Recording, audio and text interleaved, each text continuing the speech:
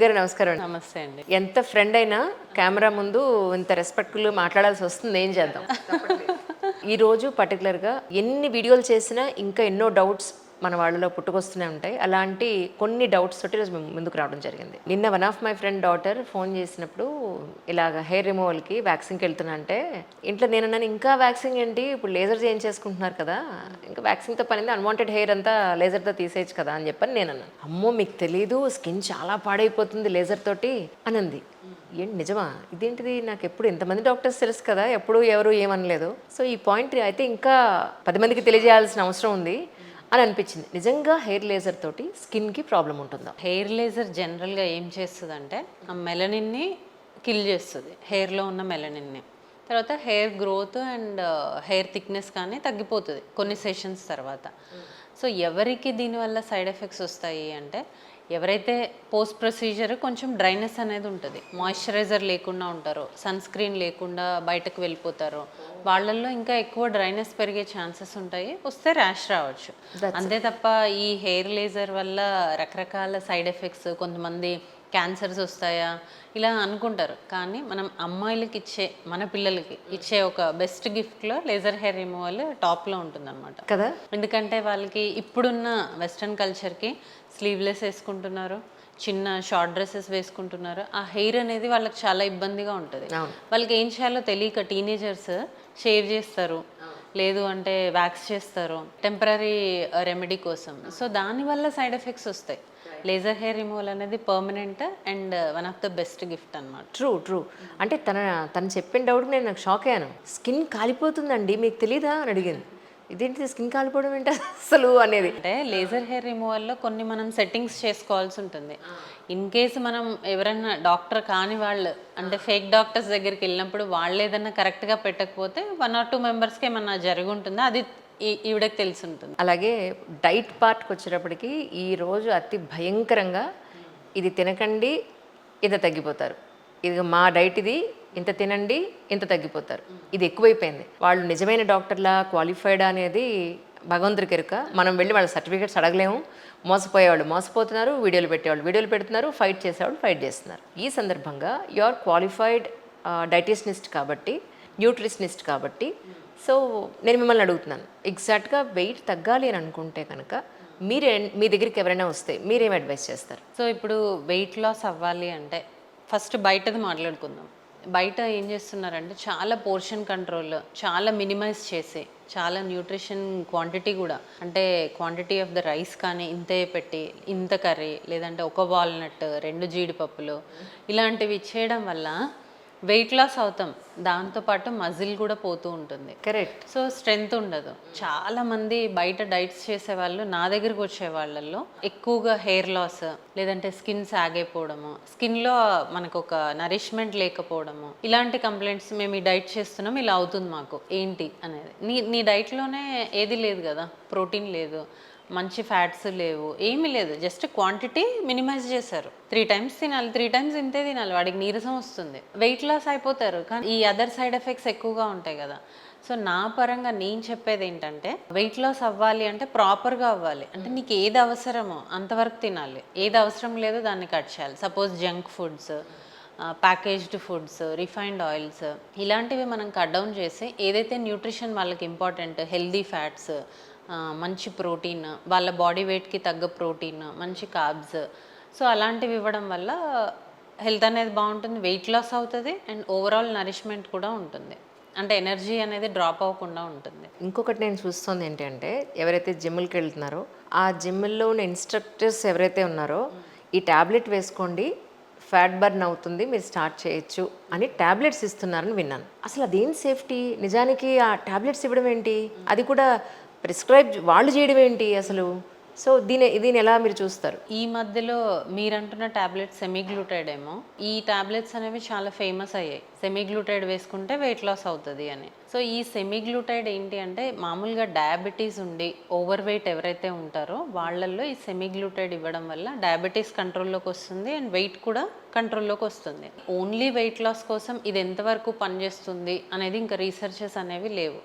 కానీ చాలామంది US నుంచి తెచ్చి మరి ఇంతకుముందు అవి 4 ఇంజెక్షన్స్ అరౌండ్ 1 lakh కాస్ట్ ఉండేది.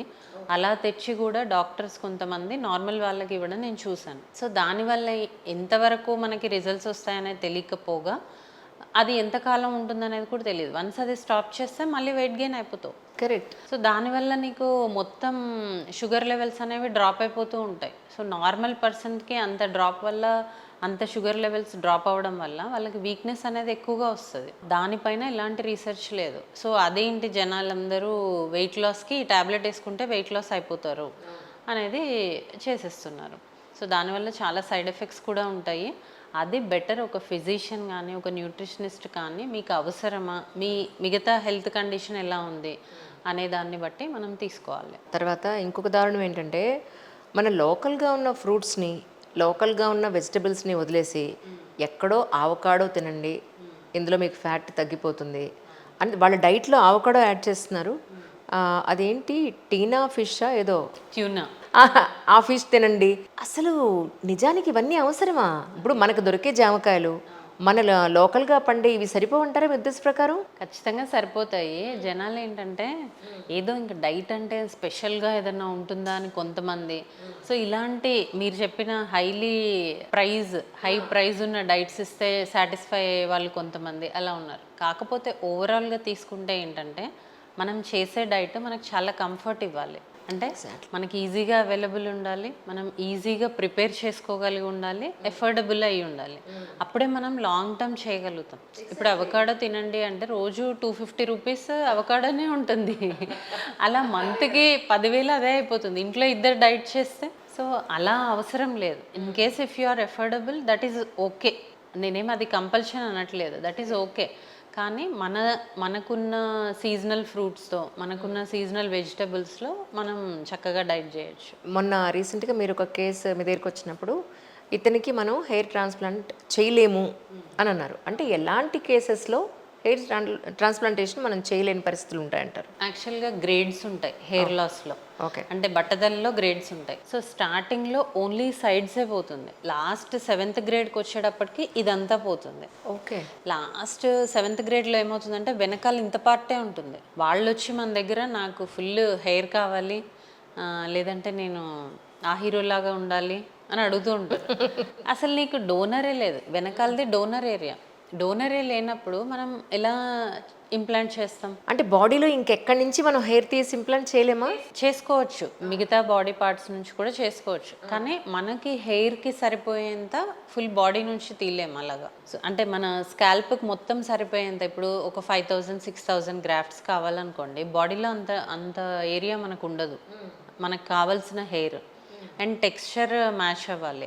ఇప్పుడు అండర్ ఆర్మ్స్ హెయిర్, బికినీ దగ్గర హెయిర్ చాలా థిక్గా ఉంటుంది. అది తీసుకొచ్చి మనం ఇక్కడ పల్చగా ఉన్న వాళ్ళకి ఆ థిక్ హెయిర్ చేస్తే అంతా అనీవెన్గా ఉంటుంది. సో అందరికీ సూట్ అవ్వదు. కొంతమందికి మాత్రం చేస్తాం. అలాగా చేసినా కూడా డోనర్ ఏరియా అనేది ప్రాపర్గా లేకపోతే, బ్యాక్ ఆఫ్ ది స్కాల్ప్, అలాంటివి కేసెస్ అనేవి అంత ఎక్కువగా రిజల్ట్స్ రావు. అయితే చాలామంది బయట ఏంటంటే మీకు వచ్చేస్తుంది హెయిర్ అని చెప్తారు. ప్రైస్ దగ్గర ఎక్కడో కన్విన్స్ అవ్వక మన దగ్గరకు వస్తారు. అప్పుడు మనం రాదు అంటే వాళ్ళకి అర్థం కాదు. అదేంటి ఆ క్లినిక్లో వస్తుందని చెప్పారు, మీరు రాదని చెప్తారేంటి అనేసి అలా. సో మనం ఏంటంటే అలా రానివి డైరెక్ట్గా చెప్పేస్తాం. అందరూ అలా చెప్పరు కదా, వచ్చేస్తుంది మేము చేసేస్తాము, రాంగ్ ప్రామిసెస్ చేసేస్తారు. కానీ ఈ హెయిర్ అనేది చాలా సెన్సిటివ్ ఇష్యూ. మనం కరెక్ట్గా వాళ్ళకి వస్తుంది హెయిర్ అంటే మాత్రమే నేను ఆ కేసు తీసుకుంటాను. తర్వాత ఇప్పుడు పర్టికులర్గా ఈ విషయం మిమ్మల్ని అడగడానికి ఒక రీజన్ ఉంది. డాక్టర్ గౌరీ అని డెమటాలజిస్ట్ ఫ్రమ్ లాస్ట్ 50 years. ఆవిడ రీసెంట్గా ఒక సెమినార్లో కలిసినప్పుడు, అంజలి అన్నీ చేస్తున్నా బాగున్నాయి, నేను ఫాలో అవుతున్నాను, కానీ సెక్షువల్లీ ట్రాన్స్మిటెడ్ డిసీజెస్ గురించి ఎక్కువ అవేర్నెస్ లేదు. యంగ్స్టర్స్ దగ్గర నుంచి 60 ఏళ్ళు 70 ఏళ్ల వరకు కూడా వాళ్ళ జీవితాల్లో జరిగిన మార్పులు చేర్పుల వల్ల ఎన్నో రకాలైన ఇన్ఫెక్షన్స్కి వాళ్ళు ఇదవుతున్నారు, ఫేస్ చేయాల్సి వస్తుంది. సో కాస్త అవేర్నెస్ పెంచచ్చు కదా అన్న పాయింట్లో, మీరు ప్రాపర్ డెమటాలజిస్ట్ కాబట్టి నేను అడుగుతున్నాను, జనరల్గా సెక్షువల్ ట్రాన్స్మిటెడ్ డిసీజెస్ ఎన్ని రకాలుగా వస్తాయి అసలు? మీరు రీసెంట్గా, ఎందుకంటే మీకు 2 clinics ఉన్నాయి యాక్చువల్లీ, ఆ క్లినిక్లో ఎక్కువ మాస్ ప్రాక్టీస్ ఎక్కువ జరుగుతూ ఉంటుంది, అందుకని నేను అడుగుతున్నాను ఎలాంటి డిసీజ్ మీరు ఎక్కువ చూస్తున్నారు? ఎడ్యుకేషన్ టైంలో అంటే స్టూడెంట్గా ఉన్నప్పుడు చాలా కేసెస్ వచ్చేవి. అప్పుడు ఎలా వచ్చేవాళ్ళంటే కాలేజ్ పెరిఫరీలో ఉండేది కదా, సో తక్కువ సోషియో ఎకనామిక్ స్టేటస్ ఉన్న వాళ్ళు అంటే పూర్ ఫ్యామిలీస్లో ప్రొటెక్షన్ వాల్యూ తెలియక వీళ్ళకి సెక్షువల్లీ ట్రాన్స్మిటెడ్ డిసీజెస్ వస్తున్నాయి, వీళ్ళకి తెలీదు, ప్రొటెక్షన్ తీసుకోవడం తెలీదు, అంటే మోర్ దాన్ 1 పర్సన్తో కాంటాక్ట్లో ఉంటారు, వీళ్ళకి అవేర్నెస్ లేదు, ఇలాంటివి తెలీదు, అందుకే వస్తున్నాయి అనుకునేది వాళ్ళం జనరల్గా మేము. కరెక్ట్. కానీ ఇప్పుడు హైదరాబాద్లో ఉంటున్నా కూడా అంతే, అక్కడైతే ఎలా అయితే చూసానో నేను కేసెస్, ఇక్కడ కూడా అంతే సెక్షువల్లీ ట్రాన్స్మిటెడ్ డిసీజెస్ కేసెస్ చూస్తున్నాను. సో చదువు ఉందా లేదా, ఆర్థికంగా ఉన్నారా లేదా, అవేర్నెస్ ఉందా లేదా, ఇది కాదైతే మై గాడ్. ఎంత అవేర్నెస్, చదువుకుంటున్నారు లేదంటే ఎడ్యుకేటెడ్స్ అయి ఉంటున్నారు, అయినా కూడా మోర్ దెన్ 1 సెక్షువల్ పార్ట్నర్ ఉండడం అనేది కామన్ అయిపోయింది. ఇప్పుడు చాలామందికి మల్టిపుల్ సెక్స్ కాంటాక్ట్స్ అనేవి ఉన్నాయి.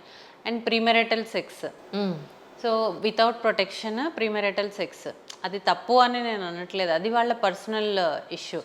కానీ వితౌట్ ప్రొటెక్షన్ అలా చేయడం వల్ల వాళ్ళతో పాటు చుట్టూ ఉన్న వాళ్ళు కూడా ఎఫెక్ట్ అవుతారు. ఎలా అంటే ఇప్పుడు ఒక unmarried girl and boy sexually contacted ఉన్నారు. సో అప్పుడు ఏమవుతుందంటే వీళ్ళిద్దరూ సెక్స్ చేసుకోవడం వల్ల వీళ్ళకి కొన్ని డిసీజెస్ వచ్చాయి. సో తర్వాత వీళ్ళిద్దరు మ్యారేజ్ చేసుకుంటే ఫైన్, అలా కాకుండా ఇతను వేరుగా ఈ అమ్మాయి వేరుగా చేసుకుంటే వాళ్ళ పార్ట్నర్స్కి వస్తుంది.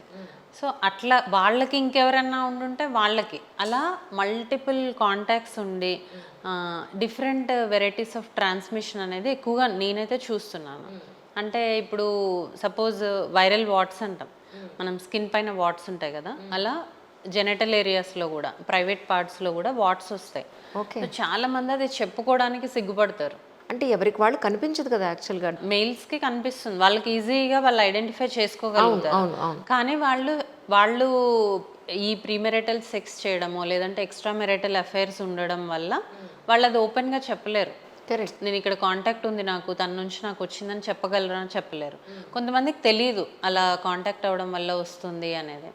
సో వాళ్ళు ఏం చేస్తారు, చాలా రోజుల తర్వాత అవి ఒకదాని నుంచి ఒకటి అలా పెరిగిపోతాయి. ఫీమేల్స్కి అయితే ఇంటర్నల్గా వస్తాయి కాబట్టి అసలు చాలా రోజుల వరకు కనిపించవు. మీరు నమ్మరు, అసలు వెజైనల్ ఏరియాలో ఇన్నిన్ని వాట్స్ ఉన్న కేసెస్ కూడా చూస్తాం.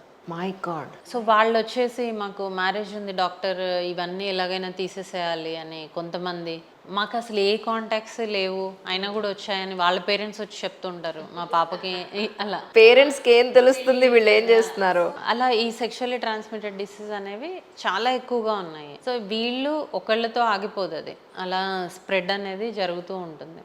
అలా హెచ్ఐవీలు నాకు తెలిసిన వాళ్ళు, హెచ్ఐవి ఇన్ఫెక్షన్ ఉన్న వాళ్ళు ఒక్క ఆవిడ హైడ్ చేయడం వల్ల అదొక 20-30 మెంబర్స్కి పాకిపోయింది. ఈవిడెళ్ళి ఒకరితో కాంటాక్ట్, వాడెళ్ళి ఇంకొకళ్ళతో కాంటాక్ట్, అలా ఒక కాలనీ అనుకోండి, ఇంకా ఒక కాలనీ మొత్తం అది ఉంది. సో అట్లాగా సెక్షువల్లీ ట్రాన్స్మిటెడ్ డిసీజెస్ అనేవి ఎవరు ఎందుకు మాట్లాడరు అంటే చెప్పుకోవడానికి సిగ్గుపడతారు కొంతమంది. ఈ వితౌట్ మ్యారేజ్ లేదంటే after marriage extra marital affairs ఉండడం కొంతమంది, ఇవి చెప్పకపోవడం వల్ల తెలియదు, బయటికి రావట్లేదు అంతే. కానీ హారబుల్ కదా అసలు, చాలా హారబుల్. చాలా డైలీ చూస్తాను నేనైతే అన్నీ ఇవే. కాలేజ్లో ఉన్న పిల్లలు, అన్మ్యారీడ్ ఉమెన్ అంటే 20s 30sలో ఉన్నవాళ్ళు, పోస్ట్ మ్యారేజ్ అఫైర్స్ ఉన్నవాళ్ళు. సో హస్బెండ్ అండ్ వైఫ్కి వస్తున్నాయనే వస్తారు జనరల్గా, కానీ ఇతనికి ఏదో ఉంటుందో ఆవిడకి ఏదో ఉంటుంది. సో వితౌట్ సెక్షువల్ కాంటాక్ట్ అది రావడానికి ఛాన్స్ లేదు. కానీ ఇప్పుడు ఇందాక మీరు అన్నారు హెచ్ఐవి అనేది, నిజంగా కొన్ని సిమ్టమ్స్ ఏమైనా ఉంటాయా ఇనీషియల్ స్టేజ్లో? అసలు ఏమీ ఉండవు, మనకు తెలీదు.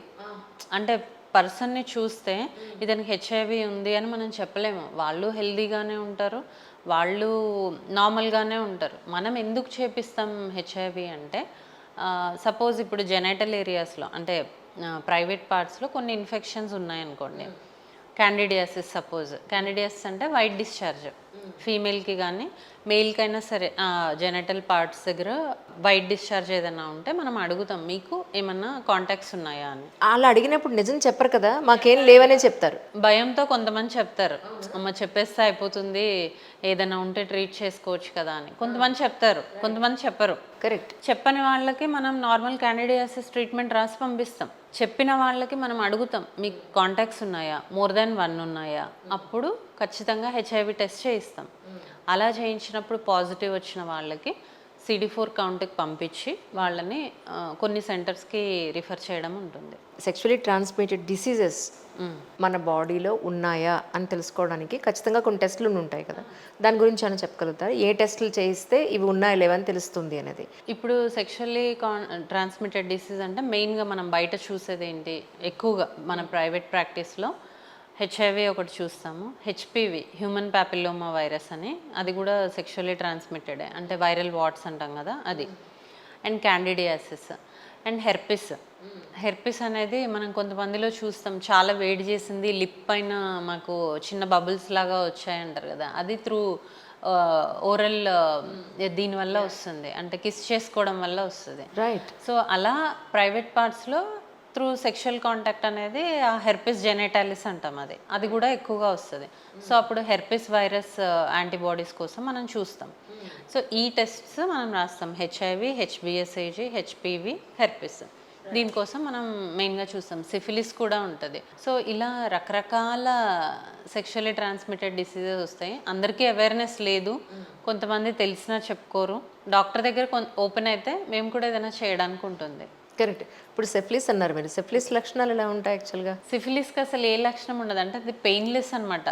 వాళ్ళకి అసలు తెలీదు, చిన్న ర్యాష్ వస్తుంది ప్రైవేట్ పార్ట్స్లో, అదేమీ దురద రాదు, నొప్పి రాదు. ఇప్పుడు హెర్పిస్ అనుకోండి, విపరీతమైన పెయిన్ వస్తుంది. మనం హెర్పిస్ ఇన్ఫెక్షన్ ఇక్కడ కూడా చూస్తాం కదా, ఇచ్చింగ్ కాదు, బర్నింగ్ అండ్ పెయిన్.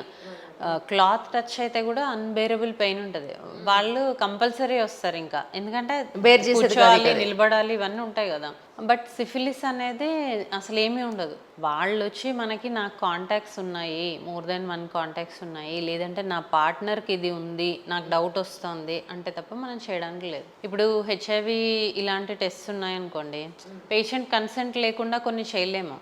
ఎందుకు అంటే ఇప్పుడు ఒక పేషెంట్కి నేను ఇప్పుడు నార్మల్గా వాకిన్ పేషెంట్ వస్తే నేను హెచ్ఐవి టెస్ట్ రాయడానికి ఉండదు, వాళ్ళు ప్రాపర్ హిస్టరీ లేకుండా. ఎందుకంటే కొంతమంది సెన్సిటివ్గా ఫీల్ అవుతారు. Correct correct. నిజంగా కాంటాక్ట్స్ లేని వాళ్ళు, అమ్మో ఏంటి ఈవిడ నాకు హెచ్ఐవి టెస్ట్ రాశారు, నాకేం లేదు, వాళ్ళు కొంచెం ప్రెస్టేజియస్గా ఫీల్ అంటే కొంచెం ఇన్ఫీరియర్గా ఫీల్ అవుతారు, లోగా ఫీల్ అవుతారు, భయపడతారు, అలాంటివి ఉంటాయి. సో వాళ్ళు ప్రాపర్ హిస్టరీ ఇస్తే తప్ప కొన్ని టెస్టులు చేయడానికి ఉండదు. ఇప్పుడు అలాగే ఇప్పుడు తెలీదు, బ్లడ్ టెస్ట్ చేస్తే కానీ మీరు తెలియదు అన్నారు ఇందాక ఆ డిసీజ్ గురించి.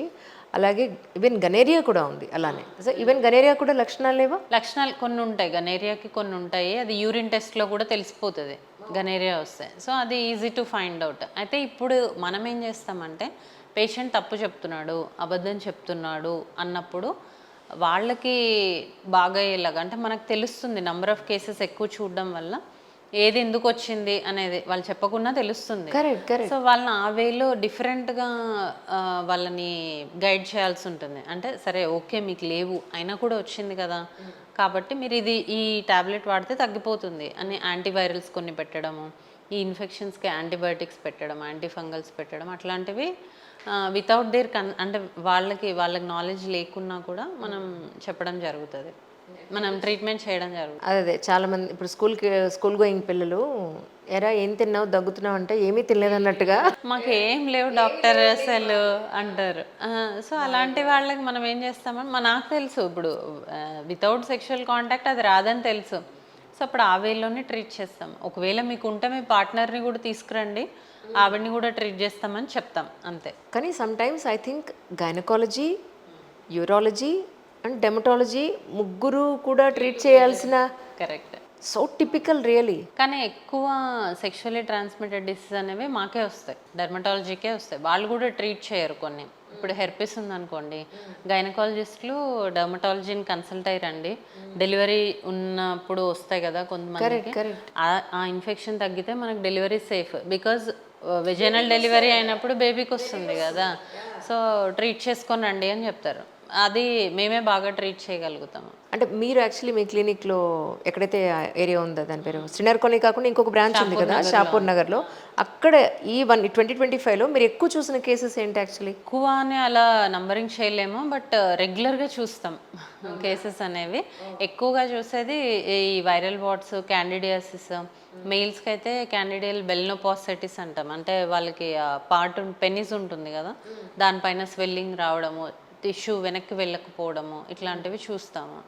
సో అవి రెగ్యులర్గా వస్తూ ఉంటాయి. ఇంకొకటి డయాబెటిక్స్లో కూడా ప్రైవేట్ పార్ట్స్లో ఇన్ఫెక్షన్స్ అనేవి very common. Even if they don't have other partners also, అంటే వాళ్ళకి ఈ సెక్షువల్ కాంటాక్ట్స్ ఏం లేకున్నా కూడా డయాబెటీస్లో లో ఇమ్యూనిటీ ఉంటుంది, వాళ్ళకి హీల్ చేసుకునే కెపాసిటీ ఉండదు, కాబట్టి వాళ్ళకు కూడా ఇన్ఫెక్షన్స్ ఎక్కువ వస్తాయి. ప్రెగ్నెన్సీలో వచ్చినవి టిల్ డెలివరీ తగ్గవు. అవును. అలా సో కంటిన్యూస్ ఉంటూనే ఉంటాయి మాకు, ఎవ్రీడే అదొక టాస్క్. ఇప్పుడు ఎస్పెషలీ సమ్మర్లోకి వస్తూ ఉన్నాం మనం. ఈ టైంలో బాడీ ఎక్కువగా స్వెట్కి, చెమటకి ఎక్కువ గురవుతూ ఉంటుంది. ఈ పాయింట్ ఆఫ్ వ్యూలో మీరు కొన్ని ఏదైనా కేర్ చెప్తే బాగుంటుందని నా ఉద్దేశం. సమ్మర్ స్టార్ట్ అయిన దగ్గర నుంచి ఎవ్రీడే ఒక 5 to 6 కేసెస్ అన్న డ్రై స్కిన్ అని వస్తున్నారు because of dehydration. So everyday మనం ఇంతకుముందు ఎంతైతే వాటర్ తీసుకున్నామో దానికి మించి ఇప్పుడు తీసుకోవాల్సి వస్తుంది. ఎస్పెషల్లీ ట్రాన్సిషన్ పీరియడ్ అంటాం కదా, అంటే వింటర్ టు సమ్మర్ వెళ్ళే టైంలో బాడీ కూడా అకామిడేట్ అవ్వాలి ఈ ఎన్వైరన్మెంట్కి. సో అప్పుడు మనం చాలా కేర్ తీసుకోవాల్సి వస్తుంది. సో డ్రింకింగ్ వాటర్, దాంతోపాటు seasonal fruit, of course water melon, so ఇలాంటివి వాటర్ కంటెంట్ ఎక్కువ ఉన్న ఫుడ్స్ యాడ్ చేసుకోవాలి. ఎక్కువ masala, fried, spicy foods avoid చేసుకోవాలి.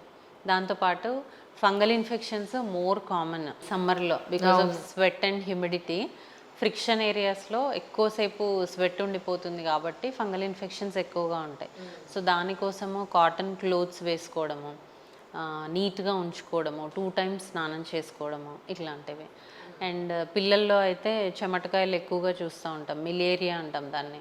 సో అది అవాయిడ్ చేయడానికి వాళ్ళకి ఖచ్చితంగా 2 times స్నానం చేయించడము, టాల్కమ్ పౌడర్స్ కానీ లేదంటే కొన్ని అబ్జార్బ్ పౌడర్స్ అని ఉంటాయి, అవి వేయడం వల్ల ఈ చెమట పొక్కులు రాకుండా చూసుకోవచ్చు. సో మెయిన్గా హైడ్రేట్ చేసుకోవాలి. And coming to the skin, sunscreen ఎప్పుడు చెప్పేదే, సన్ స్క్రీన్ అండ్ మాయిశ్చరైజర్ రెగ్యులర్గా అండ్ ఫ్రీక్వెంట్గా అప్లై చేయాలి. నేను ఈ మధ్య ఇది కూడా విన్నానండి, సన్ స్క్రీన్ ఎక్కువ రాయకండి, ఎండ అసలు స్కిన్కి తగలట్లేదు, దీనివల్ల అందాల్సిన విటమిన్స్ కూడా ఫేస్కి అందట్లేదు, don't use too much of sunscreen అనేది కూడా వింటున్నాను ఈ మధ్య. అది wrong statement. Actually sunscreen ఏం చేస్తుందంటే మన స్కిన్ని అల్ట్రావైలెట్ రేస్ ఎక్కువగా పెనట్రేట్ అవ్వకుండా, స్కిన్ డ్యామేజ్ అవ్వకుండా ప్రొటెక్ట్ చేస్తుంది. అండ్ మీరంటున్న వైటమిన్ డి అనేది మనకి ఎర్లీ మార్నింగ్ సన్ నుంచి వస్తుంది, మిట్ట మధ్యాహ్నం ఎండలోకి వెళ్తే వైటమిన్ డి రాదు. సో మార్నింగ్ 8 to 9 లేదు, ఎర్లీగా ఇప్పుడు మనకు తొందరగానే వస్తుంది ఎండ, 7 to 8 మధ్యలో వచ్చేస్తుంది. ఆ టైంలో మనకు వైటమిన్ డి అబ్జార్ప్షన్ అనేది ఎక్కువగా ఉంటుంది.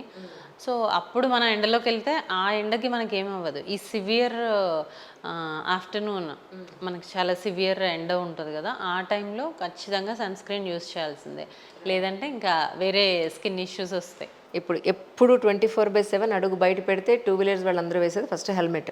అవును, హెల్మెట్ పెట్టారంటే ఈ సమ్మర్లో చెమటలు కారిపోతూ ఉంటాయి, వాళ్ళకి జుట్టు ఊడిపోతుంది అంటారు, డాండ్రఫ్ అంటారు, ఒకటి కాదు, సో ఇచ్చింగ్ అంటారు. సో అలాంటి వాళ్ళ కోసం అండ్ మోరోవర్ పొద్దు నుంచి సాయంత్రం వరకు షూ వేసుకునే ఉండే వాళ్ళకి ఈ స్వెట్ అనేది కూడా ఇంకో ప్రాబ్లం ఉంటుంది, ఎందుకంటే ఏసీ అందరికీ ఉండే అవకాశం లేదు కాబట్టి ఆఫీసెస్లో. సో ఈ 2 పాయింట్ ఆఫ్ వ్యూలో మీరు ఏం చెప్తారు? సో ఫస్ట్ థింగ్ హెల్మెట్ అనేది కంపల్సరీ వేసుకోవాలి. ఎందుకు అని అంటే అది మన లైఫ్ని సేవ్ చేస్తుంది కాబట్టి. సో హెల్మెట్ తీసేయండి అని మాత్రం మనం చెప్పం, హెల్మెట్ వేసుకోండి అనే చెప్తాం. కాకపోతే మీరు అంటున్నట్టు స్వెట్కి హెల్మెట్ కంటిన్యూస్గా వేసుకోవడం వల్ల ఈ ఎండకి మొత్తం తడిచి వాళ్ళకి స్నానం చేసినట్టు అయిపోతుంది. అవును. సో అలాంటప్పుడు మనం ఒక కాటన్ క్లోత్ వేసుకొని తల మీద దానిపైన హెల్మెట్ పెట్టుకోవడం వల్ల కాటన్ ఎక్కువ మాయిశ్చర్ని అబ్జర్వ్ చేసేస్తుంది. కరెక్ట్. సో దానివల్ల స్వెట్ వల్ల వచ్చే ఈ ఇన్ఫెక్షన్స్ని మనం ప్రివెంట్ చేసుకోవచ్చు. ఇంకొకటి ఆఫీస్ నుంచి రాగానే అండ్ ఎవ్రీడే మార్నింగ్ కూడా హెయిర్ వాష్ చేసుకోవాలి. సో అప్పుడే ఫంగస్ గ్రోత్ అనేది లేకుండా ఉంటుంది, బ్యాక్టీరియల్ ఇన్ఫెక్షన్స్ రాకుండా ఉంటాయి. And second thing shoe. మనం అనుకున్నట్టు ఫంగల్ ఇన్ఫెక్షన్స్ ఎక్కువసేపు షూ వేసుకొని అలాగే ఉండడం వల్ల హ్యూమిడిటీకి కూడా ఫంగస్ గ్రోత్ అనేది ఉంటుంది. సో అలాంటప్పుడు మనం ఏం చేయాలంటే షూ కనీసం 2-3 డేస్కి ఒకసారి క్లీన్ చేయాలి. షూ క్లీన్ చేయాలి, సాక్స్ కాదు.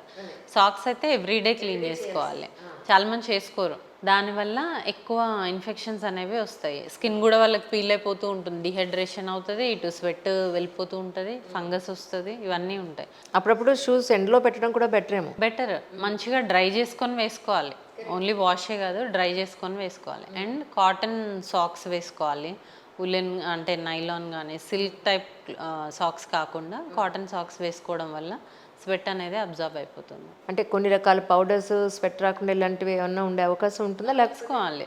అంటే in case two much of sweat ఉంది, నువ్వు మధ్యలో 2 అవర్స్కి ఒకసారి షూ ఇప్పేసి ఒక 10 మినిట్స్ అన్నా ఉండండి అని చెప్తాం సివియర్ ఇన్ఫెక్షన్స్ ఉన్న వాళ్ళు. బట్ పాసిబుల్ అవ్వదు అనుకోండి, అప్పుడు పౌడర్ వేసుకొని అబ్జర్వ్ పౌడర్ అదే, సో అది మాయిశ్చర్ని అబ్జర్వ్ చేసేస్తుంది. సో అప్పుడు కొంచెం బెటర్ ఉంటుంది. చాలా సార్లు అడిగేదంటే ఏ షాంపూ వాడాలి? ఇంట్లో నలుగురు ఉంటే ఈరోజు నలుగురికి 4 రకాల షాంపూలు తీసుకొస్తున్నారు. అంటే వాళ్ళకి ఎఫర్ట్ ఉందా లేదా అని మనం తీసి పక్కన పెడితే ఒకనకప్పుడు ఒకటే షాంపూ అందరూ వాడేవాళ్ళు. ఇప్పుడు ఏంటి, నా హెయిర్ వేరు, నీ హెయిర్ వేరు, కరెక్టే. ఇలా వేరని అంటున్నారు. ఇప్పుడు ఎవరికి ఏ షాంపూ అంటే ఏం చెప్తారు? ఎవరికి షాంపూ అంటే టెక్స్చర్ ఆఫ్ ద హెయిర్ని బట్టి మనం షాంపూ చూస్ చేసుకోవాలి. సపోజ్ ఇప్పుడు మీదే ఆయిలీ స్కాల్ప్ అనుకోండి, ఇంకా షాంపూ చేస్తే ఆయిలీ అయ్యే ఉంటాయి అనుకోండి, ఆ కంటెంట్స్ అందులో ఉంటే మరి మీరు చేసుకోగానే మళ్ళీ జిడ్డైపోతుంది, చిరాకు వస్తుంది కదా. సో అప్పుడు మీరు అది వాడకూడదు. మీరు ఆయిల్ ఎందుకు వస్తుంది, ఫంగస్ వల్ల వస్తుందా, యాంటీ ఫంగల్ షాంపూ వాడి మళ్ళీ క్లెన్జర్తో క్లీన్ చేసుకోవాలి. సో ఎవరైనా కూడా ఇన్ జనరల్ కొంచెం sulphate free shampoos, pH balanced ఉన్న షాంపూస్, తర్వాత ఎక్కువ థిక్ కానీ లేదంటే ఎక్కువ స్ట్రాంగ్ ఫ్రాగ్రెన్స్తో ఉంటాయి కదా, అలాంటివి కాకుండా వాడితే బెటర్. హెయిర్ స్ప్రేస్ ఒకటి చాలా ఎక్కువ వాడుతున్నారు ఇప్పుడు. ఓన్లీ ఇందాక మీరు ఫ్రాగ్రెన్స్ అన్నారు కాబట్టి చెప్తున్నాను. సో ఫ్రాగ్రెన్స్ కోసం వాడచ్చా, పర్వాలేదా? ఏదైనా మనం ఫ్రాగ్రెన్స్ కోసం యాడ్ చేసేవి ఉన్నప్పుడు దానివల్ల సైడ్ ఎఫెక్ట్స్ కూడా ఉంటాయి. హెయిర్ వెంటనే డ్యామేజ్ అవ్వకపోవచ్చు, లాంగ్ టర్మ్లో డ్యామేజ్ అవుతుంది. అందుకే మనం ఈ కెరటిన్ ఇవి కూడా అడ్వైస్ చేయం కదా. సో ఏదైనా కెమికలే కదా, సో అలాంటివి అప్లై చేయడం వల్ల హెయిర్ అనేది డ్యామేజ్ అవుతుంది, అవి అవాయిడ్ చేయాలి. ప్రస్తుతానికి లాస్ట్ టైము మీరందరూ కింద కమెంట్ చేసిన మెసేజ్లోంచి కొన్ని తీసుకుని ఈరోజు ఎపిసోడ్ చేయడం జరిగింది. ఈ ఎపిసోడ్లో మీకు ఏమన్నా డౌట్స్ ఉన్నా కింద కమెంట్ సెక్షన్లో కమెంట్ చేయండి. సో నెక్స్ట్ ఎపిసోడ్లో అవన్నీ మీకు క్లారిఫై చేస్తాను. థ్యాంక్ యూ సో మచ్ అండి for your time once again.